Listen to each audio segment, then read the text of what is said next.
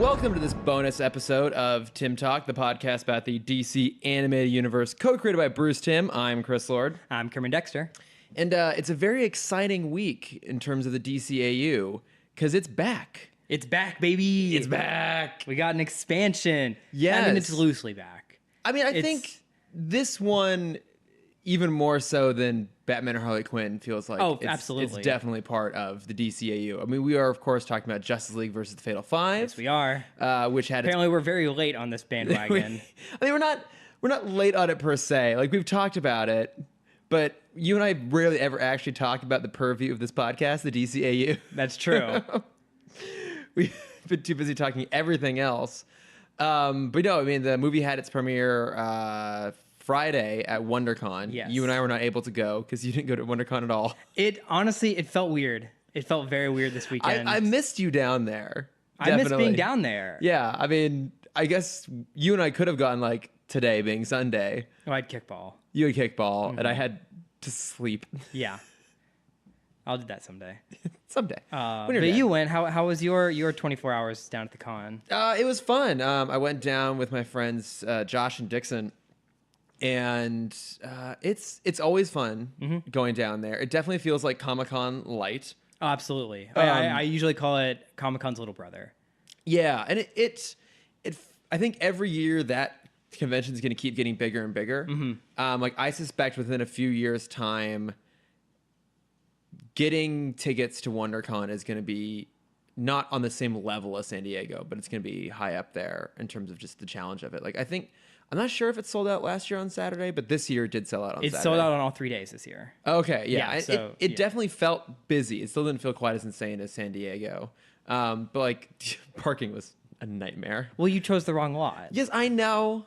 We had this discussion already. People don't need to know the intricacies of parking in Anaheim. Yeah, unless you're going to go to WonderCon next year, then message Park in us. Disney. No one cares. No one does care. Just park at Disney. Yeah. And we could have. Like, one of the people I went with has an annual pass. It's literally across the street from the convention center. I know. We ended up parking. It's closer to the convention center than to Disneyland. This is true. We ended up parking all the way out at Anaheim Stadium, which for those who don't know is far, and it had to like catch a shuttle in and out. And it was, so logistically it was a bit of a challenge, but it was fun. Definitely saw some good cosplay, which I tried to throw up on the Instagram there. Yes. Only went to a couple panels. Like one was about basically not exclusively young adult, but a lot of young adult like fantasy writers. Like my friend's friend was on the panel. Nice. So we went to that, and then of course I had to go to the Gay Geeks panel that wrapped up the evening, which was really good. Have you been to the one at Comic-Con? The big Comic-Con? I don't think I have. Okay. Because I didn't go last year, and I feel like the year before I only went on Sunday. I gave someone else my pass. That's right, yeah, because it's usually Saturday night. Yeah. And they have like a whole mixer, but it's like a 2-hour thing. I really should go to stuff like that, because it's like, it's good to meet people. It's a good opportunity to like network. It's probably better than Grindr. What's the weirdest or most interesting panel you've ever been to? You can tell we don't have news because we're padding this out. I don't know. Like, I've definitely been to some boring panels that I don't care about, usually because someone else wants to go. I mean, we've talked about it before. John Barrowman is always a great one. Like he's just weird in the most alive way possible. So like, I think just whatever he's doing on stage might be pretty high up there. Yeah.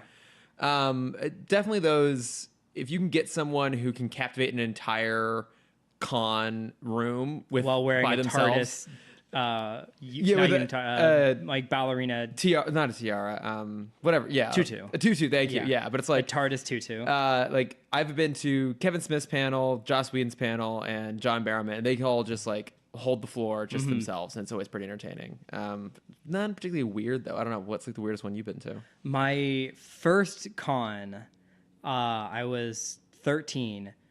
And I remember I went to a Simpsons collectors panel. Oh dear God! Yeah, because I'm still a decent fan, but I was a huge fan growing up. Yeah. So I had a shrine in my bedroom to the Simpsons.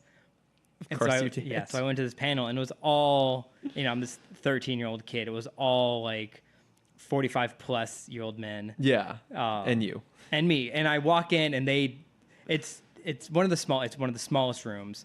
and they all know each other. They're just hanging out. It's not really a panel. It's more of just a hangout. Okay. And so I walk in, and they're like, "You're not a Simpsons fan." I'm like, "No, I What? am." Those assholes. Well, I mean, it was fun. They gave me Simpsons trivia, which I did fairly well at. Okay. So we were just talking about our favorite Simpsons stuff, and the weird part was the woman who ran Comic-Con at the time busted into the room, slammed the door shut, and like fell, with her back on the wall, just like slid down, and just pure panic of like, what is going on? What? And she's like, I can't do it anymore. Like I can't. She quit the next year. What, like, did she choose that room because she was friends with people in there, or did she just pick a random? She knew the guy who was running the panel. Okay, it wasn't like she just picked some random room to have a full-on. No, she like a mental full-on breakdown. meltdown. Oh my god! And she was, because this was the first, it was my first con, but it was cool to see kind of behind the scenes.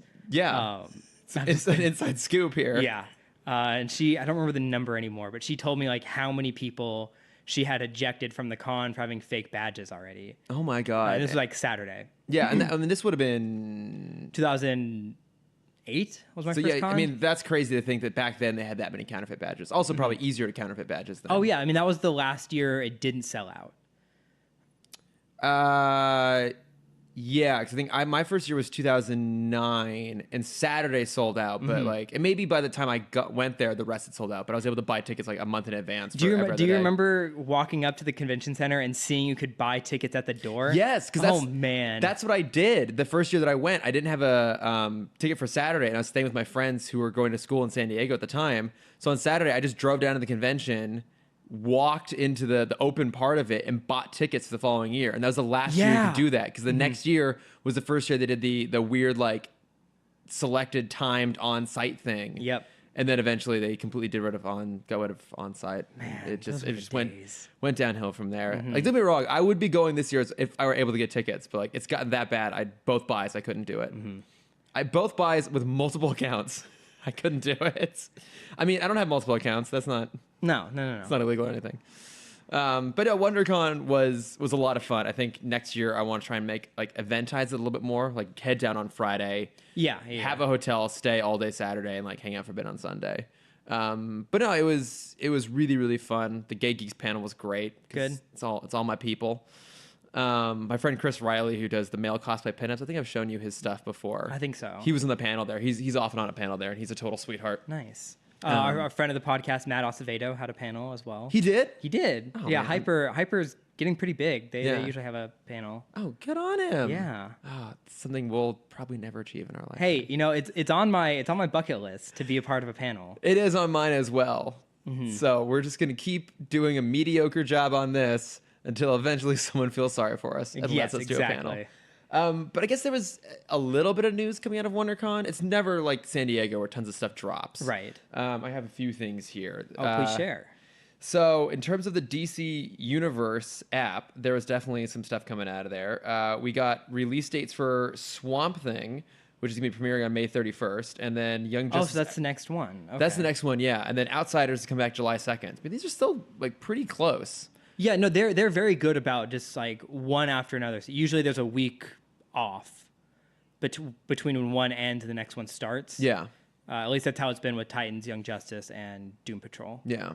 And then we got a first look at Stargirl from her show. We did. Looks great. And then I think at the Young Justice panel, which I did not attend, obviously, they screened episode 14 of this season. Ooh. Yeah, I don't want to know anything about it, Tara. obviously. But yeah, I mean, WonderCon is fun because I think you can actually get to this sort of stuff. Obviously, like we said, Justice League versus the Fatal Five had its premiere on Friday with a big panel of like everyone reuniting, and then Batman versus TMNT. Premiered Saturday. I think it's premiering today. Oh, okay. Doesn't matter. Whatever. I'm still very excited for that. Super excited for that. Yeah. So no, that should be pretty good. And then and also with the movie, I don't know if you had time to watch this. We got a 9-minute sneak peek into Hush. I did watch that today after I finished watching Fatal Five. I guess I'm glad I watched that because I'm mentally preparing for it to be very different than the comic, which it's a very challenging thing adapting anything for any medium. Doing it super, super faithful wouldn't necessarily be the best approach. Changing a lot of it, we'll see what they do with that. Because as we've discussed, it's definitely set in the New 52 verse with that voice cast, which I generally tend to find is a little flat by comparison. And the animation style is just a little bit boring. And because it's set in the New 52 verse, they've definitely changed some things. So it's Damien rather than Tim Drake, which honestly doesn't make that much of a difference. Looks like it's now Bane instead of Killer Croc. There's a couple sequences in there that I don't think were in there originally. I'm not quite sure. I don't know. What'd you think watching it? I mean, I'm excited. I know I read it, but I just have like flashes of memory of it. And so from what I remember, it looks fine. Yeah, I mean I guess for me that is one of my all-time favorite Batman stories. I think it falls behind only The Long Halloween in terms of my favorite Batman runs. So I hold it in very, very high esteem. So I think anything they were going to do was pretty much shy of doing a unique art style adaptation that was trying to mimic Jim Lee with the all-star cast of like the DCAU with Kevin Conroy and George Newbern and everyone in it. I think shy of doing that, it was always going to be a bit of a disappointment. Yeah. But it might be good. Yeah, we don't know yet. Yeah. We have May until it comes out, May 30th? Something like that. Like that? Yeah. We always hope for the best. Exactly. Always. So then we can get our souls crushed. Yes. As always. Yes, that's the best part of optimism is disappointment. I have one piece of news. Oh, and you a bit do? of kind of a news / early note from friends. Okay. I'm gonna try and make this as frequent as possible because it makes me so happy to talk about. Okay. So I'm still testing out some titles, but I'm gonna call it for now the Hanna-Barbera News Blast. Okay. The Barbera News, the HB News Blast. Because I'm so excited. I can't believe this is a thing. So it was announced this week that... What about Hannah Blablera? Hanna-Barbera? No, I was trying to play off Blab. Yeah. I don't like that. Hannah Blabbera? No, it's too hard. It was announced... I couldn't even make the joke. It's so hard to say. Yeah. Fine. Yes. It was announced this week that Captain Caveman will make an appearance in the Scoob movie. And rumored... Scoob. Our favorite boy, Dick Dastardly, might be the Thanos. Yeah. Oh my God. This would bring me so much joy. Wouldn't it? Because I love me some Dick Dastardly and that fantastic mustache. I especially love his dog Muttley. Yes. Because that's how my dad laughs. Really? Yeah, like if he's like really tickled by something, he'll do a Muttley laugh, and my mom has always called him out on it. It's like, oh, he's doing his Muttley laugh again. So That's just amazing. Soft spot for Muttley. So friend of the podcast, Maddie, and I had a very brief conversation about what we think is going to happen in the universe. And also, his question was, let me find the note again. Why are they not starting with one of their superheroes since it's so hot right now? I mean, I guess this helps them further differentiate themselves, right? Yeah, but I think also their biggest superheroes would have been Space Ghost and Harvey Birdman, both of which have had such a drastic character change over the past 10 years. That's true. It's hard to and it's still not really top of mind, but the hardcore audience that they would kind of want to bring in has those as their main ideas of the characters. Yeah, those meta versions now sort of take pop culture dominance over the original, more serious, straight-laced versions. Yeah. So I think they're going to have to establish the universe first. Yeah. With Scoob, with Jabberjaw, with Cap Caveman, etc. Now I'm trying to remember, the Wacky Racers, was that already comprised of different cartoons together? Was it already its own little mini universe, or were they all original characters in Wacky Racers? Mainly it was original racers, and every now and then it would just be like a background character. You'd see like Fred Flintstone in the background, just like part of the race. Okay. But mostly it was a contained cast. Okay, because I know we've had Flintstones, Jetsons crossovers before. Yes. There's also that fantastic fan theory out there that they're set in the same universe. Like they're set in the same timeline even. Yeah. And that the Earth on the ground is like gone back to prehistoric age and up in the clouds, it's Jetsons, which is fantastic. But has the Hanna-Barbera verse crossed over before this? In comics, yes. Okay. So Future Quest is all of the Hanna-Barbera characters coming together, mainly through the point of view of Johnny Quest. Oh, good Yeah. old Johnny Which is another one I'm very Quest. excited for them to hopefully bring out or Yeah. bring back. So I don't know if you saw this, but Paul Hill, one of his like weekly sketches he did was characters from Johnny Quest. It was Johnny and Haji, and he did it from. They looked kind of the original style, but he referenced the like the Johnny Quest Adventures Okay. cartoon from the early '90s. Did you ever watch that? I probably did. I just don't have memory of it. Okay, because I remember it having two completely different art styles, and I guess what happened there was like basically two different studios each produced half the episodes, and they mashed them together. So there's one that's like traditional 2D animation, and one that's like really bad, like reboot style early 90s 3D animation. And they created this thing called like the Questverse inside of the normal Johnny Quest world where they go on these like weird adventures. That's why they had these two very distinct art styles. Okay. But I remember having some of the toys, and like some of them were like really super hyper techno because they were set inside the Questverse, and some were just normal. They were awesome toys. By That's the way. awesome. Oh God, I I know, remember loving that show, but they're I all don't so really know much good. about it. So Is there any like? Oh, and then we were joking that that Josh Brolin should continue to be like the overarching villain. oh my God, and he should voice Dick Dastardly. Yes, but not even just that. Whenever they introduced him in Scoob, used the exact same scene from Avengers, just like put a mustache and a hat on Thanos. Yes. Oh wait. Oh, okay. Wait. Do you have any more to say about the Hanna-Barbera verse? I was just gonna ask you which Hanna-Barbera character are you most excited? Would you want to join this? Can you do a quick rundown of the different ones again? Oh God, there's so many. So there's Flintstones, Jetsons, Scooby Doo, Wacky Racers, Johnny Quest is in there, right? Are Josie and the Pussycats? They are. 'Cause I always remember watching Josie and the Pussycats in space. Josie and the Pussycats. Josie. I like obviously Yogi Bear, Jetsons, Wacky Racers, Scooby Doo, the Smurfs. I didn't realize the Smurfs was yeah, I didn't know that. list of Hanna-Barbera productions. Okay, I mean, Television series. Huckleberry Hound, Quick Draw McGraw. Quick Draw. oh, quick. Cats. Oh, I think Quick Draw. Also, Hung Kung Fooey. Yes, good. That's what I was waiting for. It was Underdog, Hanna-Barbera. Underdog. Yeah, it was. Oh, I loved Underdog. And then who was the El Kabong? I loved El Kabong. Oh, yes. Basically, there's just too many. Yeah, McGill Gorilla, Adamant and Secret Squirrel. I think they could definitely bring in pretty early. Yeah.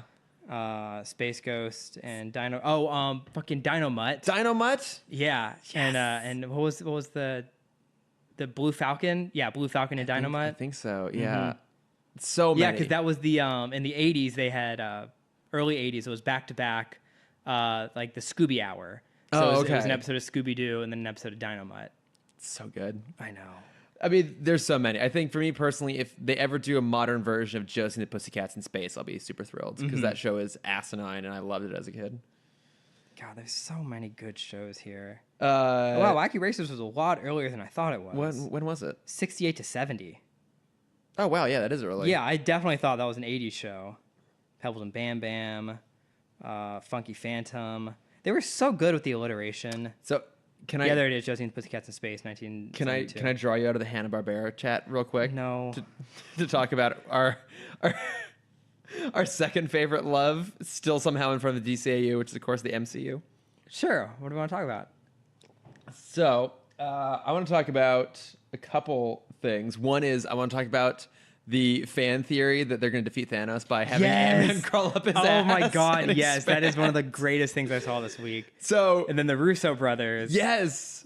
changed their Instagram photo to be Ant-Man inside Thanos' ass. Well, so specifically what it is, it's a Venn diagram, and the left circle says Thanos' left butt cheek, the right circle says Thanos' right butt cheek, and the middle shared space is just a really shrunken down picture of Ant-Man. It's so good. Like, it's so funny. There have been so many amazing memes spawned out of it. I mean, I would love if that was actually going to happen. It's not. No, absolutely But not. it's just fun to think about that idea because it's fucking hilarious.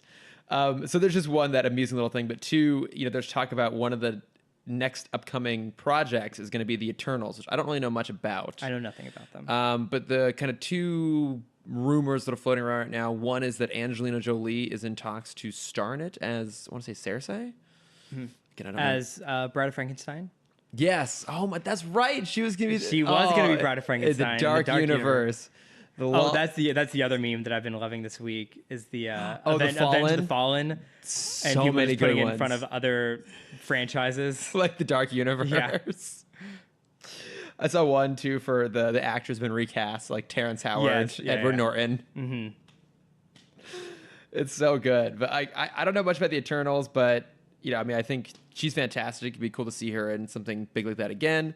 And then, Yeah, I haven't seen her in stuff in a while. I mean, she was directing for a bit, and then she really hasn't done. She directed a foreign language film.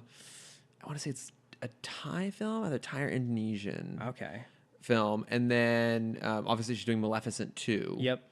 Which is coming out this year, I think, even, which is crazy. No, it's not this year. Oh, I thought they It moved must it be up. next year. Well, it doesn't matter. It's coming out Because sooner than I expected. I just looked at the Disney slate this year, and I don't Okay, remember it's not it on being there.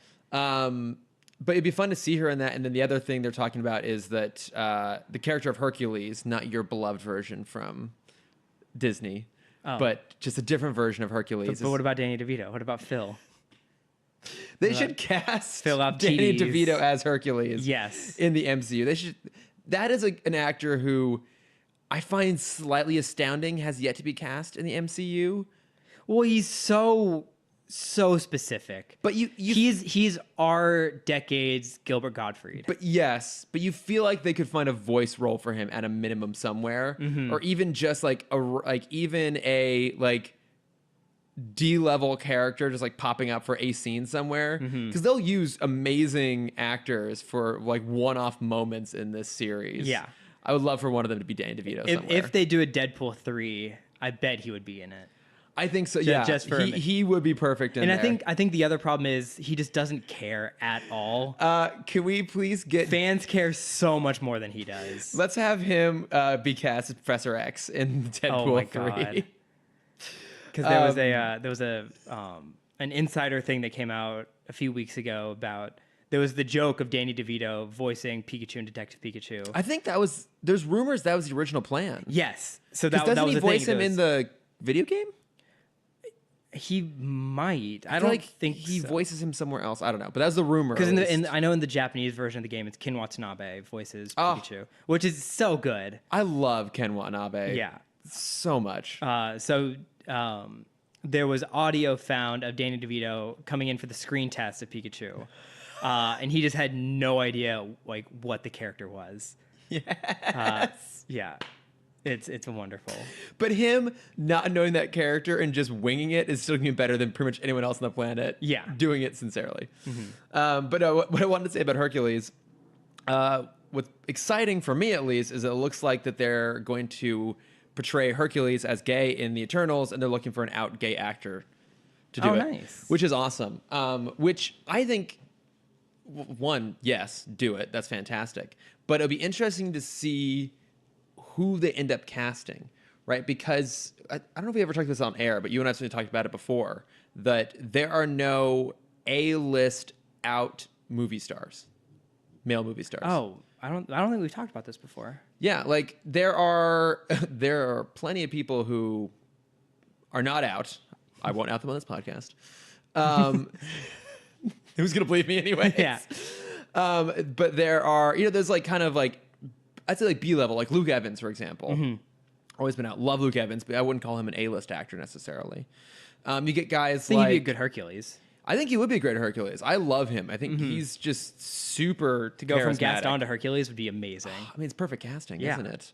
Because there's him, you get like TV actors, so Neil Patrick Harris, obviously, Matt Bomer. So you get like anytime they talk about casting an Matt out Bomer. gay actor, prettiest man on the planet. It's still so funny to me that they have one of the most beautiful men in the world in Doom Patrol. bandages. And one bandaged 95% of the time, and the other 5%, they just have the ugliest prosthetics on him because love he's a it. burn victim. Yeah. And so his whole face is half melted. Well, he's more than just a pretty face and an amazing body.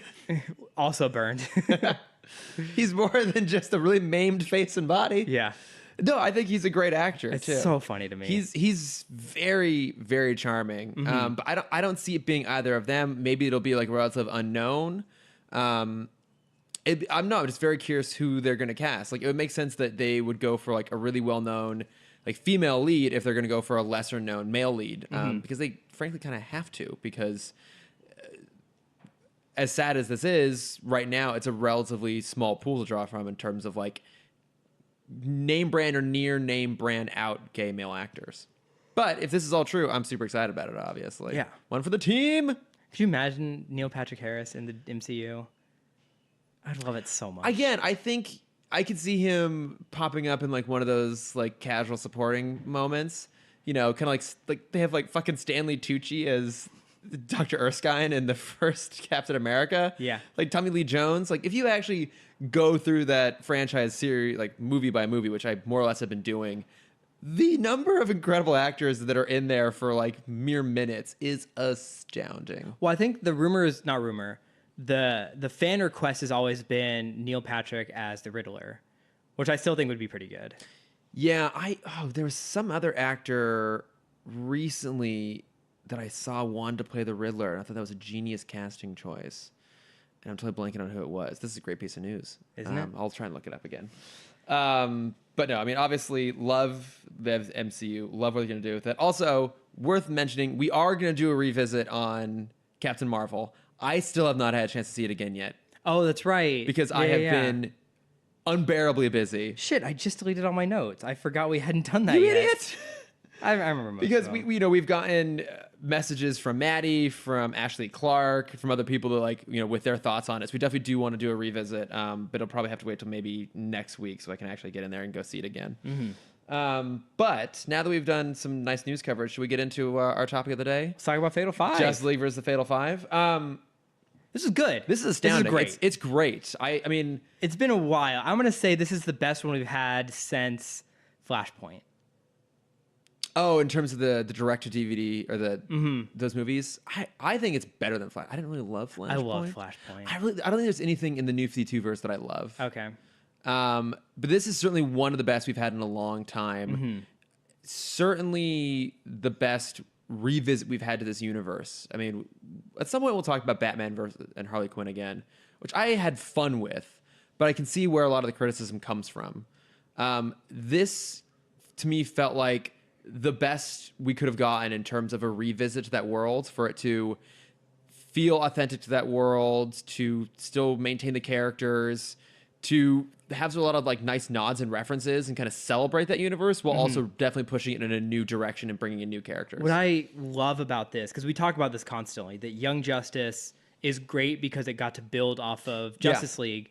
With this movie, I think they did such a good job because they saw what was so good about Young Justice and people dealing with mental problems. Because that's like a real big part. stuff. Yeah, that's a big part of this movie. Is Jessica Cruz, who's probably, I'd say, the main character. Yeah. She's dealing with both PTSD and high anxiety, like crippling anxiety. Yeah. And how do you do that as as someone who's fearful of everything? How are you a Green Lantern? And that's kind of her question, is she doesn't feel worthy of the ring. Yeah, it's clever how they made this not an origin story, but in some ways it is that trope of how does she really become the Green Lantern? Like, she's already a Green Lantern, but at the end of it, she really feels that way. And I thought that they did a great job visualizing that, but only at the very end do they give her distinctive emblem over the eye, which looks so good. I know. I was really impressed by her characterization in this, and they basically skip her origin more or less. Like they have that flashback sequence to when she's spoilers, obviously. Spoilers. We're going full tilt on this. So we have that flashback sequence of her out for a hike with her friends, and they come across the guy, like the murderer, burying a body, a mobster, and that scene is so dark. Yeah, like we don't see it happen, but her friends get shot. Right, we see one of them get shot. I think it cuts both. Like, we see the gun right up against his head, and then it cuts on her face, and it's on her face. We hear the gunshots and see her reaction, but like two people get shot like cold-blooded assassination style right next to her, and she runs away from this guy, And that sequence ends with her basically being forced off the edge of a ravine. We don't see what happens after that. So I thought they were maybe going to revisit it and explain that in that moment was when she got the ring, because we never get an explanation of when she gets the ring, or if it's not then, how she survives it. Right. Not necessarily critical information, but I thought it was interesting they didn't include it. I mean, yeah, with Green Lantern rings, I was very curious because usually there's only a set number of rings. Yeah. You know, until you get to the like Kyle Rayner. It's like, oh no, he is the power battery. He doesn't need a ring. And I'm like, fuck you. Like, I love Kyle Rayner, but fuck you. This stuff gets super convoluted. I even looked up her comic book origin, and I could barely follow. I loved it. Oh, you don't get it with I more or less get it. Syndicate? Can you explain it to me? So the Crime Syndicate Please, is Cameron, spin us a yarn. Yes. Because it's based off of one of my favorite animated movies. Not obviously comic first. But Crisis of Two Earths. Right, yes. Earth 3 so has the negative Justice League, the Crime Syndicate. Yes. Where they have their version of Green Lantern is, I think his name is Power Ring. Yes. And that ring operates off fear rather than courage. That's what I read on Wikipedia, at least today, when I was doing my dig. Okay. Which threw me off because I know the Sinestro Core rings, the yellow ring also runs off fear. So that's why I got a little bit confused. And so Sinestro killed Power Ring, but in a last-ditch effort, he trapped the ring to Jessica, and it took over her. It took control of her, and thrived off of her fear of everything, as we see in this movie. Of like that same camping trip happened.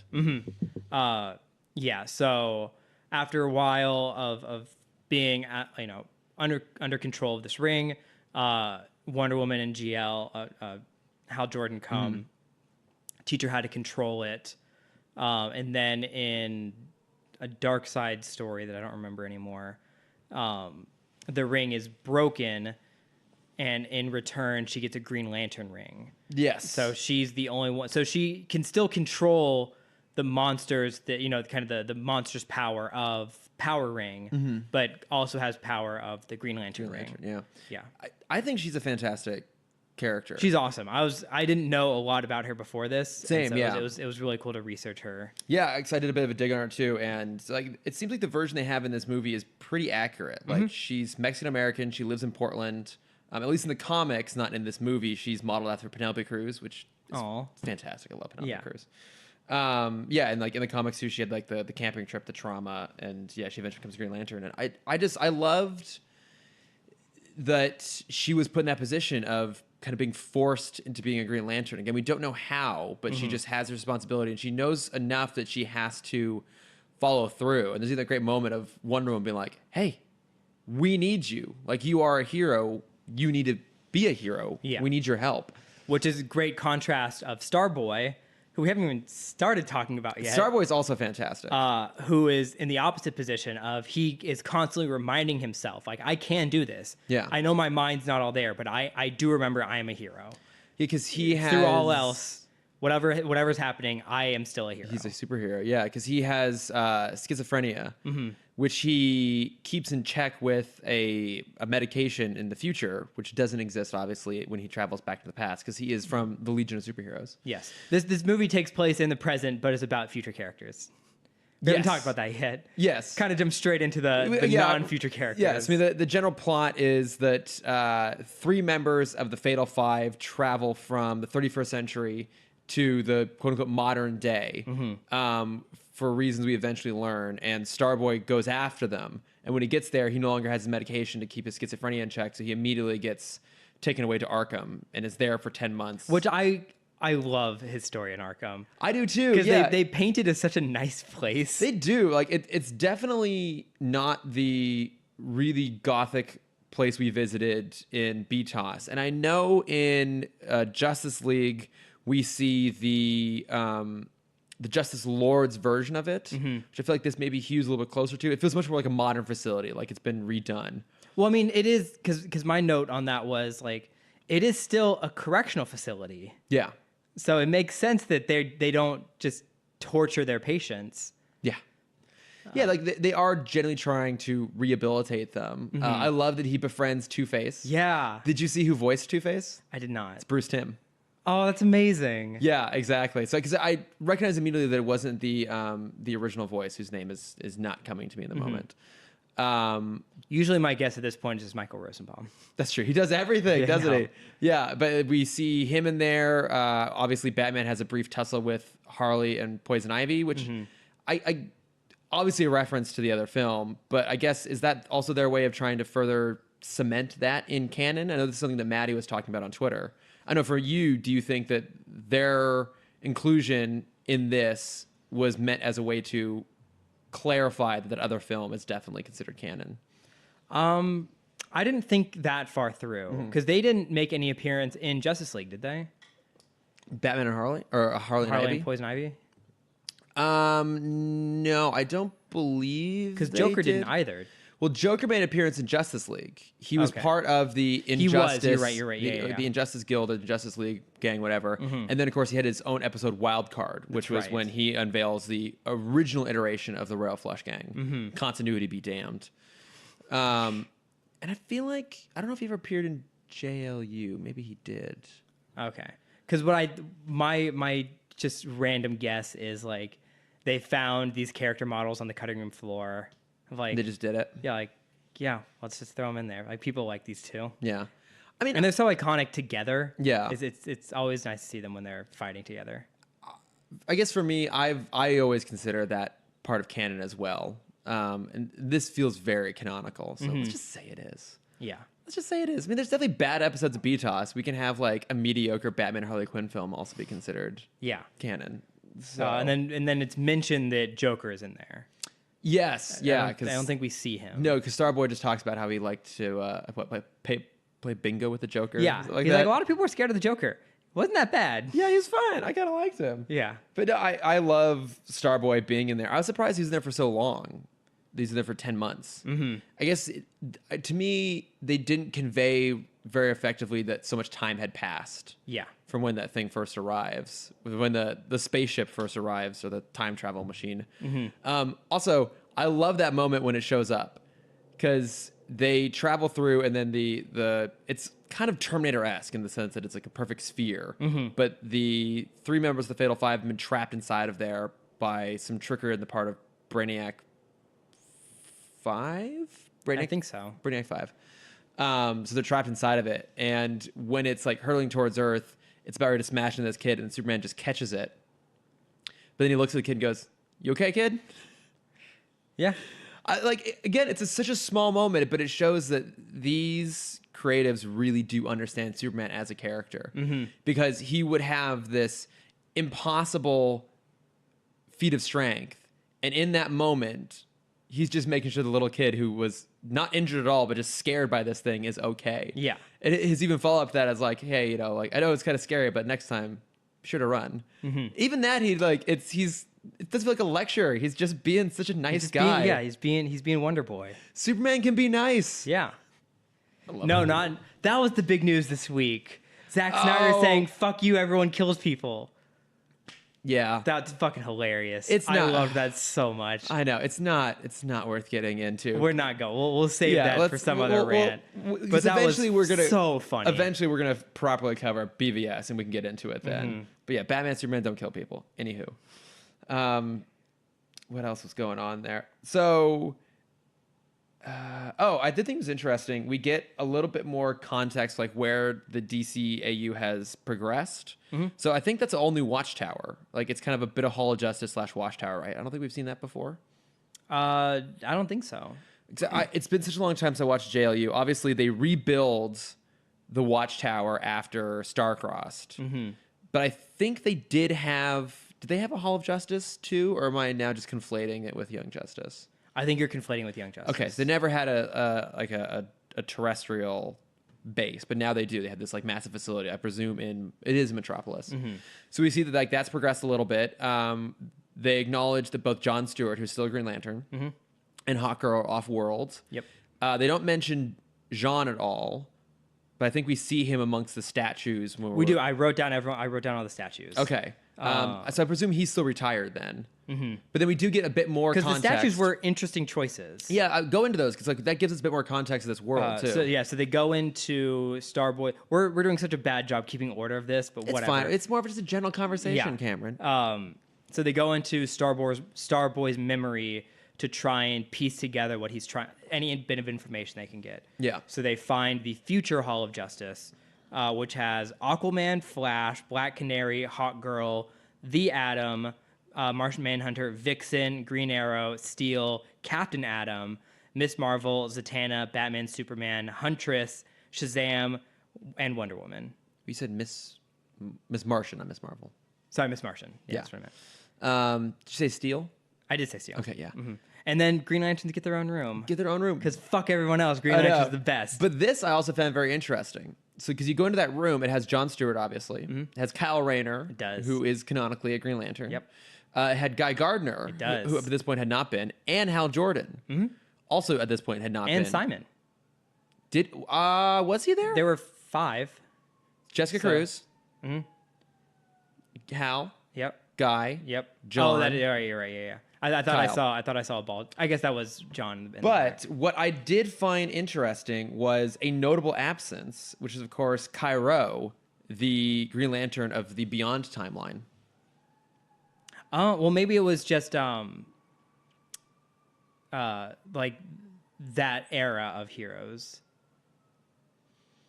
Yeah. Okay. Yeah. I guess that does make sense because it didn't have future. It didn't have Terry. It didn't have Static. And even for Lanterns, it didn't have Abin Sur either.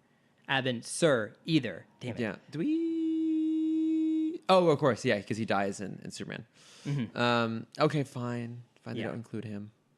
I like Cairo. Yeah. It's just like when you walk into like I'll do a sports metaphor because I haven't done one of those ever.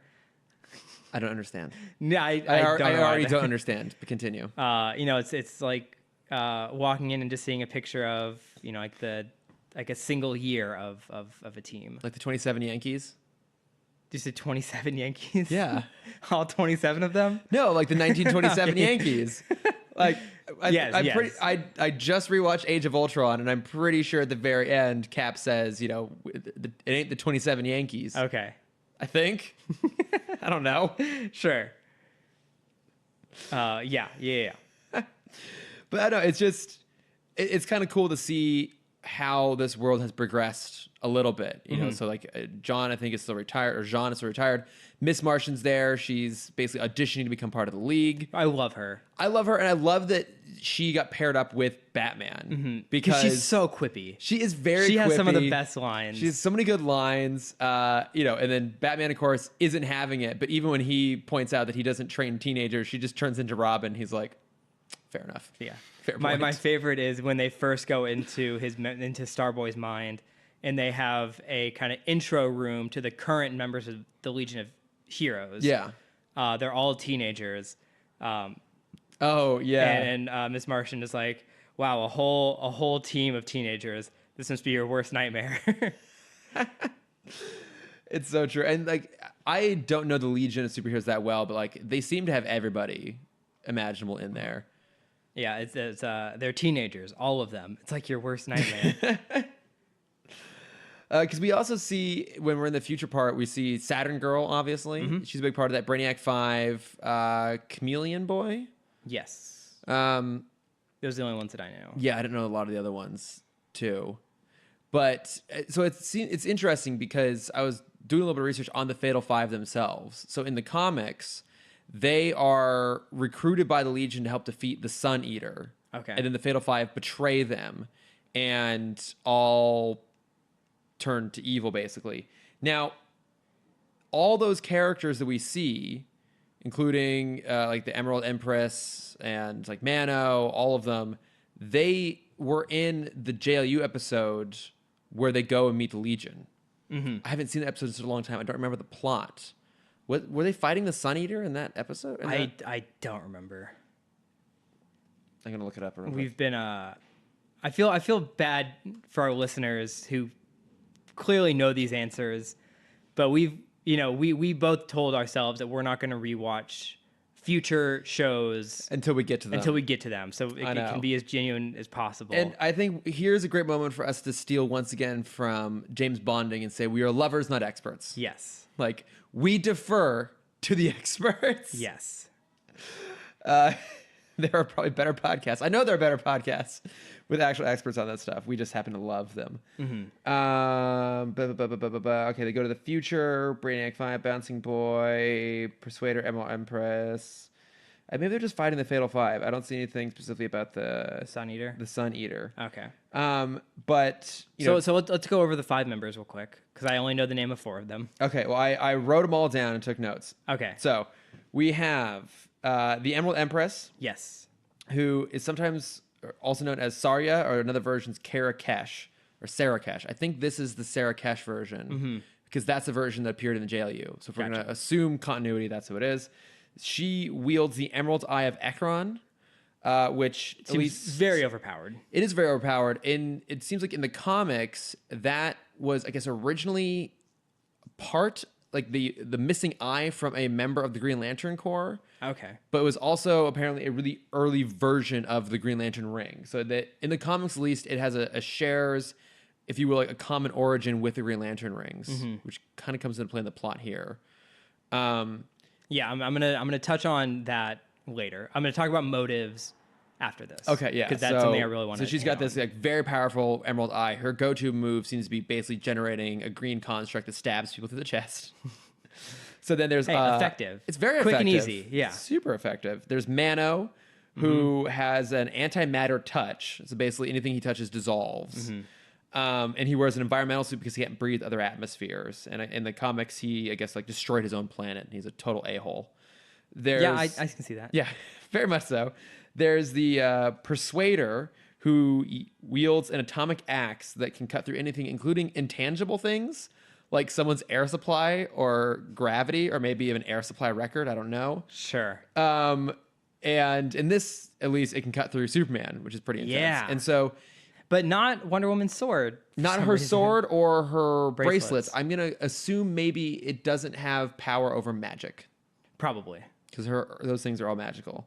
And so the Persuader was in the Smallville episode featuring the Legion of Heroes. Okay. So there's a Smallville episode that's very similar to the Superman the Animated Series episode where the Legion comes from the future to stop someone from causing mayhem, maybe even killing Superman. I remember this episode. I remember who getting the ring. Yeah, because Saturn Girl's in it. I think Lightning Lad is in it. And then the Persuader is the villain in it. Gotcha. And then there's Tharok, who he's the split down the middle guy.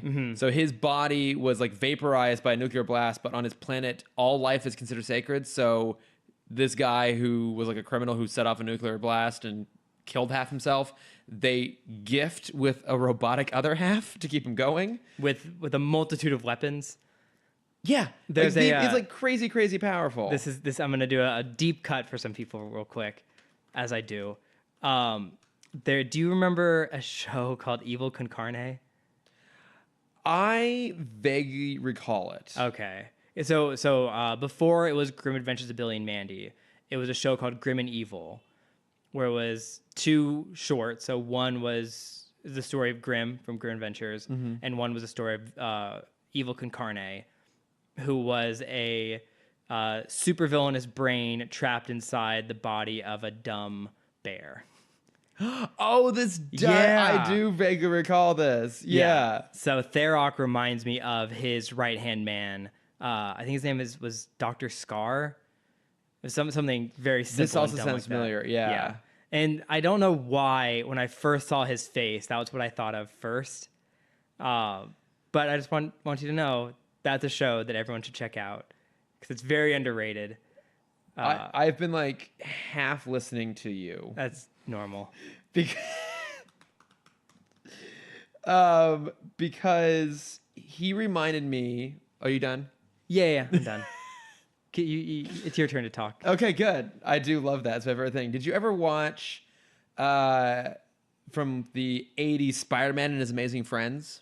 I did not. So that's the one when it's Iceman and Firestar, who are both mutants. Oh, yeah. Yeah. So there was an episode, I don't know how I always saw it, I must have had it on VHS, but there's an episode where they go to the X Mansion and like testing out the Danger Room. and the entire X Mansion is taken over by like a former boyfriend of Firestar's who's like accidentally injured by her, and like half his body gets messed up, and he looks just like Tharok or whatever. And I'm trying to look up who that character is. That's why I wasn't really paying attention to. Okay, that's fine. It's totally gonna bother me. Nathan Price, Siberiad. Oh, I see it. Yeah, It's like split down the middle, half human, half cyborg. Same side is robotic as Tharok. Like it threw me off. Tharok. Like they're a rock. Tharok. They rock. There is a rock. Their right rock. there. Their rock. It is not my rock. It is their rock. Thar rock. It's over Thar. It's Thorak. Thorak the Destroyer. I'll have to like post it on Instagram. It's like uncanny. It's really freaking me out. Actually, they look fucking identical. But then there was one other character that is not new to the DCAU, but this is the most time we got to spend with them, is Mr. Terrific.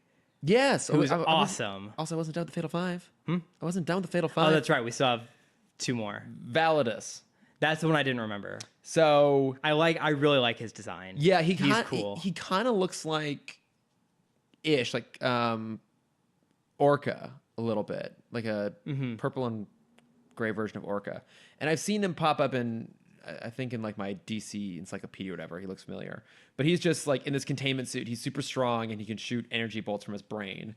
But in tradition with all craziness in comics, one version of him is one of the two identical twin children of Lightning Lad and Saturn Girl, who is like kidnapped by Darkseid and operated on, enhanced until he looks like that guy. Okay. I don't think that's what this version is. Interesting. That's really okay. So I say that. I'm sorry. I know you hate when I talk about this. What? My Hero Academia Oh my god. has a villain, which is it's the same backstory, and they have a similar look. There's characters called Nomus, Nomu, Okay. that are kind of dead bodies given abilities of other heroes. And it is the same thing. That's It's cool. heroes kind of like overly tortured. Okay, I'm looking at him right now. You Yeah, kind of see it. he's got like an exposed brain with eyeballs in it and like big bird jaw. Yeah, things. ignore the bird beak. Yeah, but there is some similarities there. I can totally see that. Yeah, and I think it's a very similar backstory to that. But he was like, It's kind of he's the heroes like kid. overly tortured. oh, okay, until they become villains. Yeah, But no. Anyways, you did want to talk about Mr. Terrific. I did. He's Who awesome. is terrific. He is. He lives up to his namesake. Because for people who watch Arrow, you've been seeing Mr. Terrific for 4 seasons now. Something like that. Yeah. Yeah, and I have not been watching Arrow for the past 4 seasons, so I have not seen Mr. Terrific very much. So this was kind of my first time seeing him in action. Yeah, we haven't really seen him a lot. I feel like was he in JLU? He was. He was. Yeah, but he was more in a role of like scientist. Oh, yeah, and he was like kind of more like an administrator at the. Yeah. Yeah, he kind of ran the Zeta too. I think there's an episode, because when I was doing my research on this, I feel like there's an episode of JLU where he has to bring together a team of non-powered heroes, like take on something. I seem to recall like he had a sort of episode of his own. Okay. But he's awesome. Yeah. So he's supposed to be one of the smartest men on the planet. I think he's either the smartest, but like the third smartest in the DCAU. But he's up there with Lex Luthor, and I think... Does he have technokinesis? No, I think that's just all electronics. Okay. I think it's just all gadgets. He's like those discs. His whole thing is he like throws those discs, and they can do all kinds of crazy stuff. So what surprised me a lot about this is Gear, Richie, and Static. They're very similar. Where they're kind of science-made heroes. And a lot of the gadgets that Mr. Terrific uses, I vaguely remember Gear using in the later seasons I think of Static. he uses something similar. So that was really cool to see. I'm like, oh, they're, I was just really impressed in general with the new characters they brought in. Yeah, they were all so much fun. Yeah, I mean, because they have the Trinity, and they give each of them definitely a moment. Like, they give them all really cool stuff to do. Yeah. But beyond that, most of the cast is all new characters. We're talking Jessica Cruz, Miss Martian, Mr. Terrific, and Starboy. They kind of round out the rest of it. They're all really great. Yeah, and with the two of us being such big fans, I was worried that not having the rest of the league was going to make the movie feel like something was missing. Yeah. Because in the first 5 or 10 minutes, they introduce all the characters again, and I kept waiting for like Flash's introduction, or Hawkgirl's introduction, or because you see Superman pop up, you see Batman pop up, you see Wonder Woman pop up, and I'm like, okay, who's next? Yeah. And then it's Jessica, and I'm like, oh, I don't know this person, and they were such well written characters that they had the presence of one of the other leaguers, and that's what was so cool about it. They were so great, you didn't feel like you were missing out on not having the rest. And I definitely want to jump back and talk more about how the two leads have significant mental challenges to being heroes. And I think what made that so special was they stand in stark contrast to the Trinity, who make this look so easy. Like, again, talk about Superman's first moment of him catching that sphere. It's effortless for him in the same way that, Batman fighting anyone, it feels effortless. Wonder Woman, like, it can go toe to toe with anybody as well. They make it look so easy. So to have heroes that have to kind of get out of their own way or to overcome their own just personal challenges to be heroic was just really well done and really emotional, and it felt like an evolution of this universe too. Yeah, and again, that's where I think having Young Justice really helped this. Is like you see everything growing on top of itself. Yeah, it's fun now to, like you said, in the same way that we saw the DCAU influence Young Justice. Now Young Justice is paying it forward, kind of, and having influence on this, and to see the little bit of that DNA come in here, I think elevated the storytelling. Yeah, and I think also just having Miss Martian there clearly helps with that connection. Yeah, that helps too, because I love Miss Martian, and it's still the same. It's the same kind of snarky jokes that Young Justice Miss Martian would say. Yeah. I think being fans of Young Justice, watching that, they had to do less work with her because we were able to kind of bring along our perceptions of her and our love for her already into this. Yeah. But she's a great addition, great paired with Batman. So with the comment you just said, this is clearly me overthinking per usual. Do you think this is a metaphor for the struggle of millennials compared to Gen X? I had not thought of it, but I think there's definitely something there. That we're a generation where everyone's fucked up in one way or another. Well, I think we are. I think we are fucked up. And I think every generation in their own way is fucked up. We're just more vocal about it. We're more vocal about it, but we wear it on our sleeves more. I think what happens is each subsequent generation is given the gift of self-awareness and freedom beyond the previous generation, right? So, that was a big distinction point between Gen X and the Boomers, was sort of kind of greater, I don't mean political liberalism, but just liberalism in terms of being like more open and just kind of free with themselves. It was definitely, you look at the Boomer generation was mostly about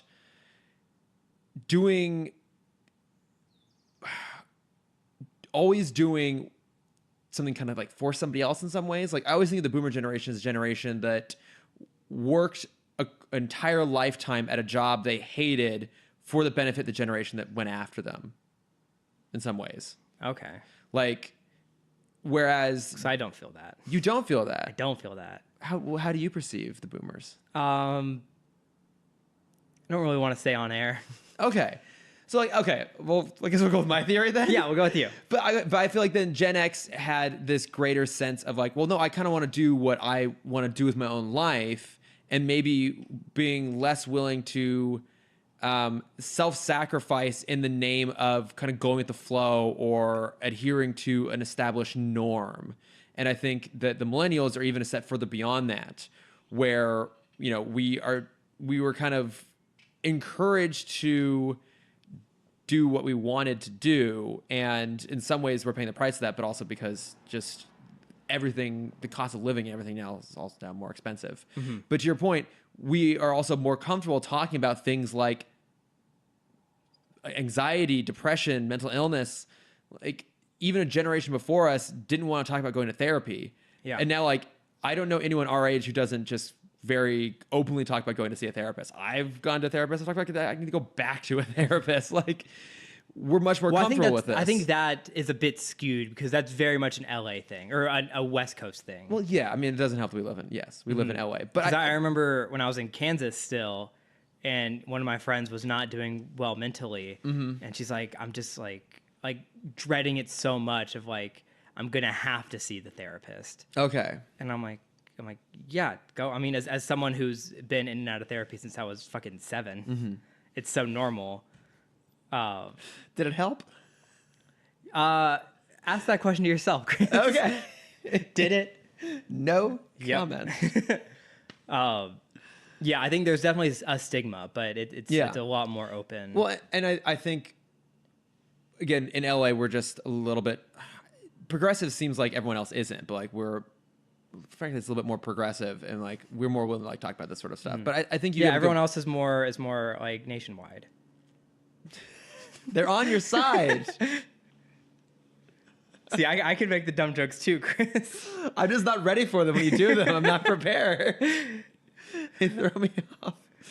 But no, I think there is something there. I think it's an acknowledgement that it speaks to who's watching this now. What this movie is doing is saying that it's okay to have these things. It's okay to have anxiety. It's okay to have survivor's guilt. That is literally what Jessica has. Yeah. She has survivor's guilt about this horrible thing. I mean, without getting too far into it, I mean, that's in the news. Like, I don't know if you saw that one of the Parkland students recently who survived killed themselves. And it's like, it's a real thing. And so it's acknowledging that it's okay to have these things, and that despite having these things, and in some ways, maybe because of these things, you can do incredible things. You can be heroic. I mean, there's that incredible moment. We can just jump forward to kind of what happens at the end there. But at the end, Starboy sacrifices himself, and he says that he's going to do it because he's a superhero. Yeah. And, he has doubts all the way through that his mental state will ever go back to being normal, because the longer he's off his medication, the harder it is to come back. And he never goes back to behaving normal, if you will, quote unquote normal again. Like, he still is a little bit incoherent and a little bit frazzled, but you can tell that he, in his own perception of things, is clear-headed. Yeah. In terms of what he wants to do. He's not good at conveying it. That was a great emotional moment. Like, I haven't... It was. It really, really was. DC has not been hitting me with emotional punches for a long time. This was a good one. Yeah, I found the ending really emotionally affecting. Because... Until the ending. Because then it's like, fuck you guys. Yeah, it's a little flippant. Let's talk about this for a quick second, because this bothers the fuck out of me with time warp stories. Yeah. You have a time machine. Yes. You have multiple time machines. They come back for his funeral. I assume because we had to rebuild all the time machines. Yeah. What is stopping you from going back 24 extra fucking hours and helping them take out the Fatal Five? To the point where you don't need to sacrifice Starboy. I'm trying to remember. And I get the whole parallel dimension thing. When you go back, you create an alternate version of your reality, so you can never truly change history. But still. Yeah, because fuck you. I was trying to remember how time travel works in the DCAU. And I think Watchtower Database is actually doing a video, or just did a video on this. But... if I recall, in the first episode of The Legion, the Superman in the Animated Series episode, that doesn't operate on a time loop principle. It's an alternate dimension thing. Like, they rewrite. Yeah. Well, same thing with Savage Time as well. History can get rewritten. It's not a loop thing. So it's not like they are always coming back in time. It's time progressed. They went back in time and started a new timeline. Okay. Yeah. So yes, you're right. They probably could have come back and save him. Stop this all from happening. Yeah, so there's another universe where he did get saved by his friends. Well, and they went back. That was just not this universe. Yeah, exactly. They went back further in time. They did save him. And in this version, they're like, well, we're going to not, so that this universe can keep going or whatever. I don't know. So that leads me into motive for a quick second. Yeah. I think the villains were the weakest part of this movie. I loved the heroes so much, but the villains, their motive on the surface made sense. They wanted to get Emerald Empress back. The three of them. So what? Tharok, Mona. Mona. Mona. Is it Mona? Mano. Mano. Yeah. And the Thorax, Mona, and Mona Lisa. And the Persuader. The Persuader. They go back to free the Emerald Empress because she was captured in the future, and they realized there was no place to contain her because at that point the Green Lantern Corps is gone. Yes. So they go back in time to leave her in the prison facility on Oa in the modern day. And they're eventually able to release her. And then Emerald Empress decides, well, if we destroy the sun of this time, then all of the villains we have faced our entire lifetime will be gone. Logic doesn't really hold up there. I think that was chosen because I'm assuming there's maybe a reference to the Sun Eater from the original comics. But I think you're fair. I don't know if the motivation's quite there. Yeah, because it's they never. I mean, yes, they were threatening, but kind of jumping back to the timeline thing. I thought Emerald Empress had killed the rest of the Legion, and because the way they open the movie, it seems like they're on their last leg. Like these are the last members, the last few fighting against her as she. And especially with these animated movies, always pushing hard for that are always pushing for that hard PG-13, in which this definitely does. Yeah, give us that.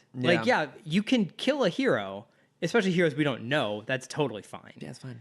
I'm just gonna miss them. Yeah, give us a reason that they are the most feared villains of the future. Yeah, and so it was such a big deal for them to capture Emerald Empress, and they needed. I think if we had 10 more minutes with them, where we could just figure out the end game. That wasn't just blowing up the sun. Yeah. Why can they not do anything on their own? Is she the mastermind? Kind of are they just the goons of this whole story? What happens to the lanterns when Emerald Empress takes the power ring? Because that's always such a big thing. I do want to talk about that specifically. Okay. Because they talk about the Green Lantern Corps being long gone by the time of the 31st century. They're aware of it. Yes. And Emerald Empress uses the Emerald Eye to absorb the Master Power battery, whatever you're going to call it, on Oa. Is this movie implying that this is now the beginning of the end of the Green Lantern Corps? It could, yes, but no, because Jessica Cruz still has all her power. And I think that's what kind of confused me a little bit, because the Emerald Eye, she sends it into the sun, yes, which basically makes it explode, and Starboy sacrifices that he falls into the sun and uses his gravity manipulation. Actually, it's mass and density manipulation, yes, but basically he's gonna fall into the sun and keep the sun intact using his powers. So which is fucking awesome. It's great. It's a really, really incredible moment. It definitely feels like a moment that was written so that he had to make a sacrifice, but the sacrifice is a true pronounced. Sacrifice. Fuck you, Marvel. A goddamn true sacrifice. Who are you saying doesn't make real sacrifices? Everyone. Wait, hey, there must be someone who made a real sacrifice. Someone who stayed dead in the Marvel universe. Yeah, because Coulson came back. Liv Tyler's career. Oh, I love Liv Tyler, but you're not far off on that one. Okay, fine. Yeah, there have been genuine sacrifices. Hold on. There's someone has stayed dead. Quicksilver. Yeah, I was gonna say Yondu. Yondu and Quicksilver both stayed dead. We did it. Yeah. So far, they're still dead. So far, they're still dead. And do we count the Collector? He didn't really make a sacrifice. He was just killed. Yeah. So that doesn't quite count. Someone else must have made a sacrifice at some point. Oh, Yinsen from Iron Man 1. The guy in the cave. He makes a genuine sacrifice. Yeah. Oh, Yinsen. All right. Okay. Good old sweetheart Yinsen. But no, it's a real 3 and 21. It's a real sacrifice. But when the eyeball goes into the sun, it never comes back out again. So certainly it implies that the energy that once was the power core of the Green Lantern was expended. So does it recharge itself? I mean, I guess this is what I was having a hard time following along with, because you're right, Jessica still has all of her powers. And there's no discussion of the Green Lantern Corps falling apart now. There's no we now are all running on finite battery. Well, usually when the battery empties, they all, even people that just charged, lose their power. Yeah. And that's what I was waiting for. I wasn't expecting the ring to be cut off. That's a great moment. That's a really cool moment. Too, yeah. So when Jessica goes there, she basically gives a condition green, a fake call sign or warning call sign that tells her that she's in distress. So it's Kilowog and I Tomare. is that Tomare? It is Tomare. I mean, it has to be because it's always those two. But I don't think it is. I went to look this up and it didn't look like him. It looked like somebody else. Tomare has like the fin. Yes. This guy didn't have a fin. He had like a different face. Yeah, but it's always those two. It's not. And he had the same voice pattern or dialogue pattern. Okay, I don't think it's Tomare. Cameron Okay. does. Maddie, clarify for us, please. Yes. We need your help.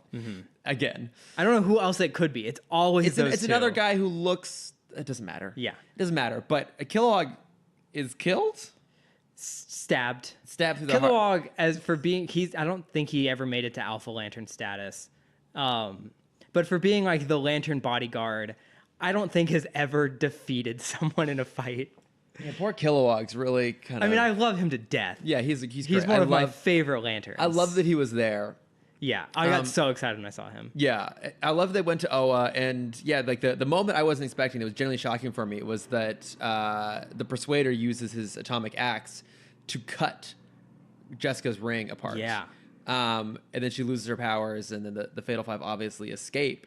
And I was like, oh my god, I thought maybe that Kilowog was going to give her his ring, like something. What I wasn't expecting, what I loved, was how they resolve it, because With the oath. And there's that great moment when Can you she's say the oath? in brightest day and blackest night, no evil shall escape my sight. But those who worship evil's might beware my power. Green Lantern's light. Oh, I love See? it so much. I'm a nerd too, Cameron. Can you do any other oaths? No. Like the other lantern? Yeah. No, I don't You know. can do it. orange. Orange is the easiest one. Fear me? Mine. Oh, that makes sense. Okay, well now I No, can. yellow is fear. Okay. And fearful. No, red is in fearful day and raging night. Was strong hearts full. Our souls ignite when all is. No, that's blue. Sorry. You went so fast that no one heard that anyways. In fearful day and raging night, with strong hearts full, our souls ignite. When all is lost in the war of light, look to the stars for hope burns bright. Okay. I Well, there love we that go. one. I wouldn't. I've never read Blackest Night, so I don't know the rest of Okay. them. I've never looked them up either. But I love that in the beginning when we were first meeting Jessica, she goes to her therapist and she's like, "Oh, have you tried the mantra thing?" And I wrote it down because I thought it was. I get what they were trying to do. Every day and every way, I'm getting better and better. And she's like, "What a load of crap." And look, I actually am a big believer in positive thinking. I try and remind myself to see things in a positive light. It's a challenge sometimes. Well, what I really love, because this was just like a lucky timing thing, that was like having like a therapeutic mantra was a big part of this week's Doom Patrol episode as well. Oh, really? Yeah. Oh, I still gotta watch that show. Because Elastigirl has, Elastigirl. yeah, she has a Elastigirl. mantra she has to stay in order to stay Oh, okay. in her form. But so that's awesome. I didn't watch that fucking show. But I love It just somehow just keeps getting better. That's what I keep hearing. So I really do need to do it. Maybe this week. I say that every week. I mean, I will say episode 1 is very weird. That's fine. I like weird Yeah, though. yeah, but once Cyborg comes in, I think it really jumps up. It really holds together. Okay.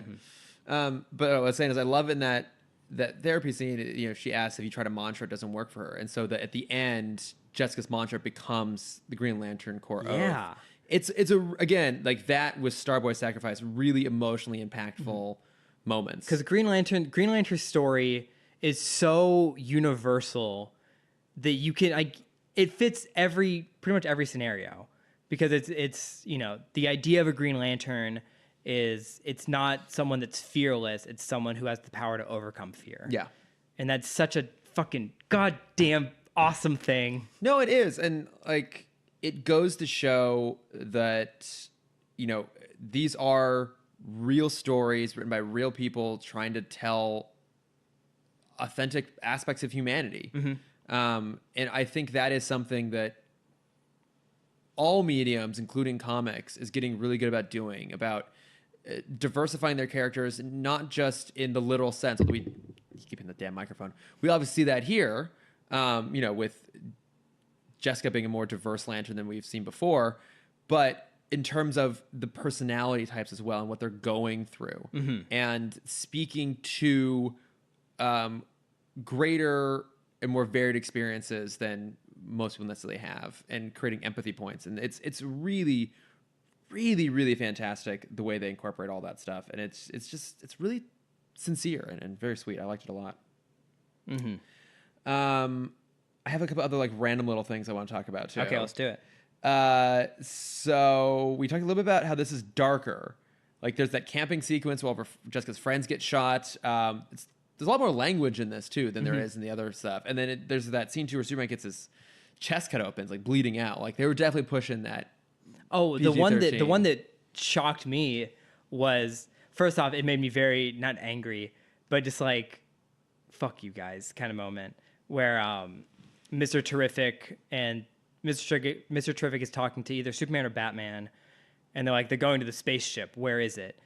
And he's like, oh, it's in a safe place. And they immediately break into it without It's just a bunch of humans with guns. Like Yeah. there are definitely safer places to put this. So the moment of like, oh wow, they did it, was Tharok shoots the guard in the face, and then you see like the hole in the head bleeding out, like burn marks around, because it was a laser, like burn marks around the wound as they're walking by. It's intense. And I'm like, that was unnecessary. Yeah, I found it borderline a little bit gratuitous in terms of language and violence. Yeah, Bruce Timm always has like those one or two scenes where he's like, yeah, it's adult and it's gritty. Yeah, and He's like, yeah, we're gonna show him with a hole in his head. I think We're gonna show tits. We're gonna show tits everywhere. space. We're gonna slap Harley Quinn on the ass. Yeah. I think when they were further restricted back on TV, it might have had a better impact. Like we talked about the really effectiveness of just a little bit of blood on Batman's coming out of his mouth and on leather wings, and then obviously the violence in Mask of the Phantasm is very effective in terms of storytelling, but never feels gratuitous. Here it did feel a little bit gratuitous. Which I think is on par with the current state of DC animated films. That's absolutely true. But like beyond that, though, I thought there was a lot of like really fun things in there. I loved that the Warner's animation opening had Daffy Duck. Yeah. Being a total loon. That's their new opening. Is That's, it? It's fantastic. I love it. I That's thought been around for a year or so. Oh, okay, I just don't pay attention.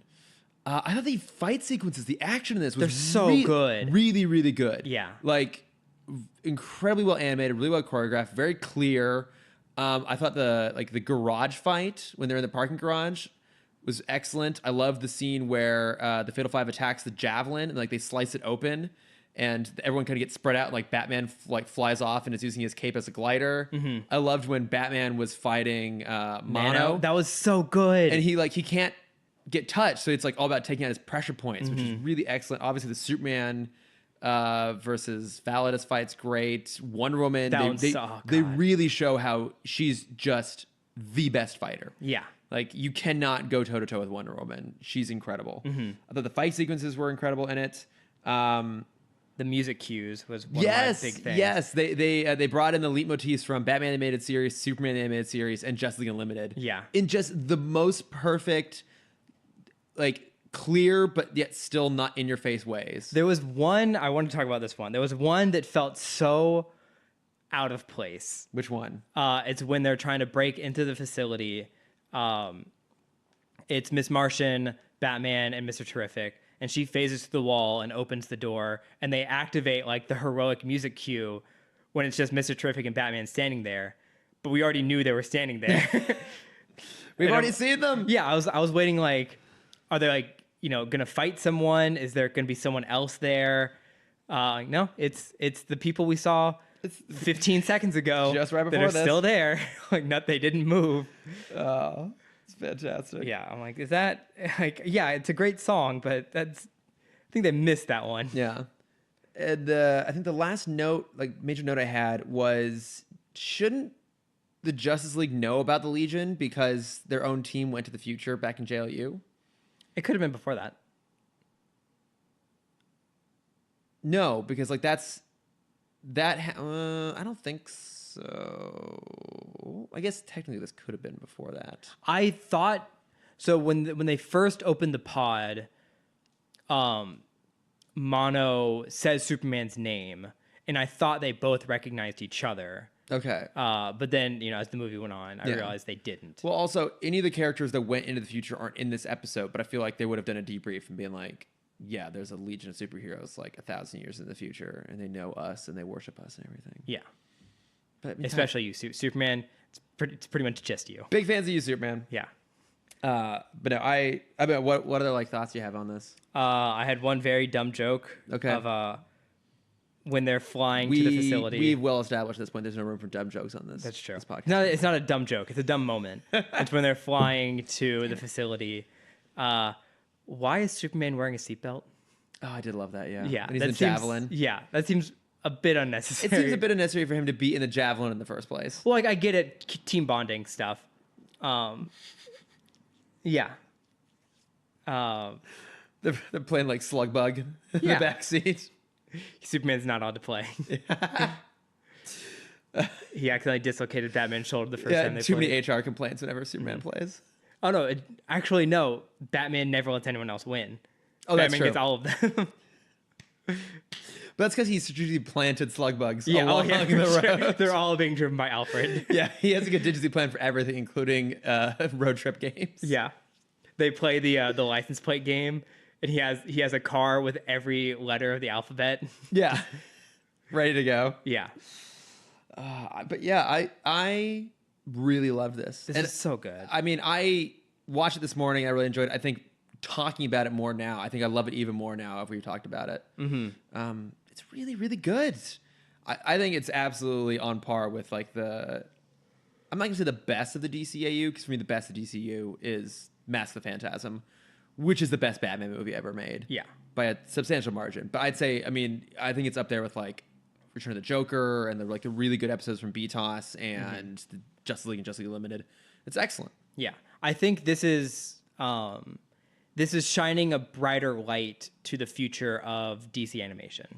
Well, and I know they don't hit it kind of ever with the New 52 stuff. No, they don't. But it's showing us that they still understand in some levels what they're doing. They still got it. Yeah. And Sam And more Liu, specifically, Bruce Timm still has it if he wants to. Bruce Timm, but also I do want to give credit to Sam Liu, who's the producer director on this, and someone tweeted that he said that if this is successful, they'll do more stuff like this. I would love that. And I think the world would love that. Yeah, because there's been this push to do like a Justice League reunion for a long time. A lot of the stars have talked about it. They're on board. Mm-hmm. This is not quite that. It's not the whole Justice League reuniting. It's only a fraction of it. It's 3/7 of them. Yeah. I would love to see them do another one that actually brings everyone back together again. Do you have a story idea for that? I do not. Well, then. Just the hope that it happens. Okay. Do you? Not yet. I just thought of the question. Give me 5 minutes. Nothing is something. Anything else you want to talk about this, or should we? Hot girl is losing her hair, but instead of her hair, it's her feathers, and they have to. Hot girl is molting. Yes. And they have to go to Thanagard to get her more feathers. Just to get treatment. It's brilliant. Yeah. I love it. There's our next one. Should we jump into notes from friends and Sure. Do we have notes? Not really. No. Great. Quick segment. Not really. I mean, kind of. Like I said, we've been getting stuff from people in regards to Captain Marvel, which we will do.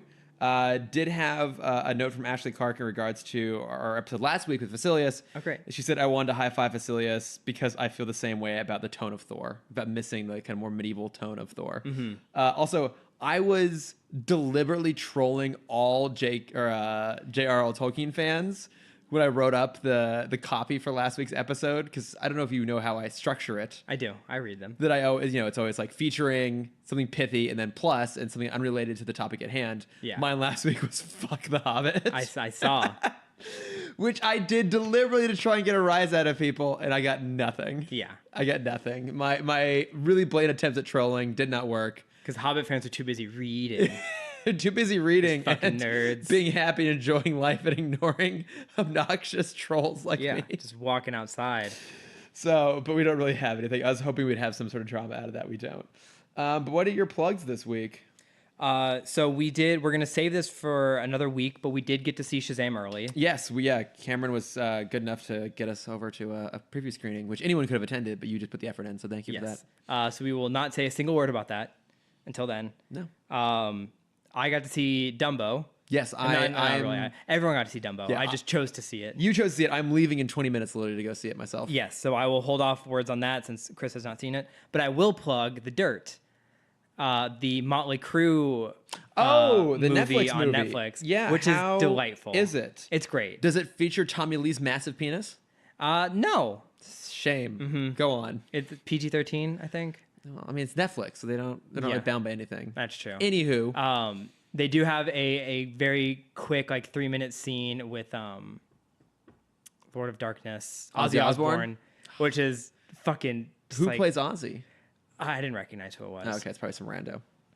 So I didn't know anything about Motley Crue beforehand. So it was cool to go in with a complete blank slate, and even more fascinating when the movie with like 20 minutes left. I'm like, I wonder how many of these guys are dead. Surprisingly, none of them, which kind of blows my mind after watching this movie. Bit. Yeah. Shouldn't they all be dead? Yes, absolutely.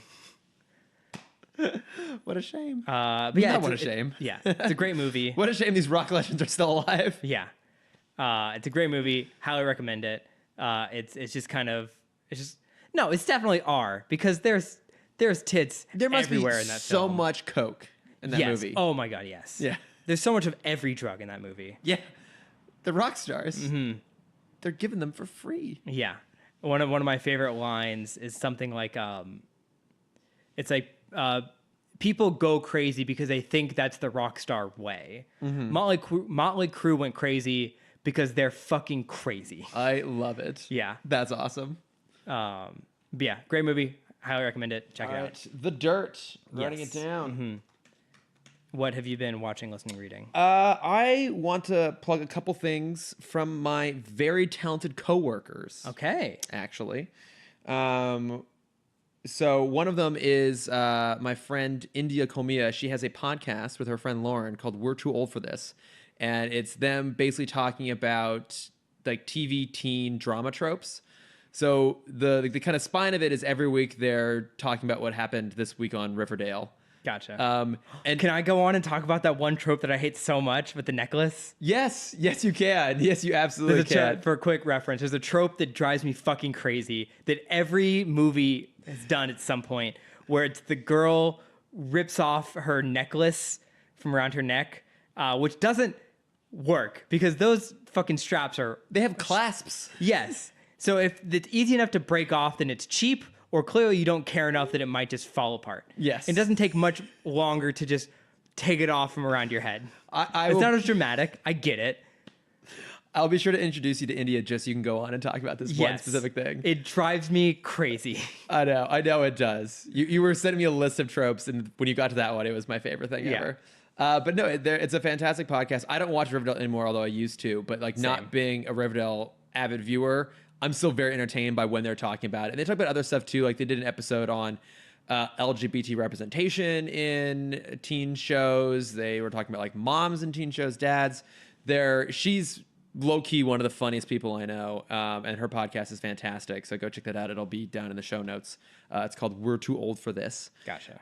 And then the other thing I want to plug is our other coworker, Gabriella Lagarda, just released her EP on Spotify. Oh. And Gabby, so she's one of the hardest working people I know, incredibly sweet, also incredibly talented too. She's legitimately a really, really fantastic singer. I adore her. She's amazing.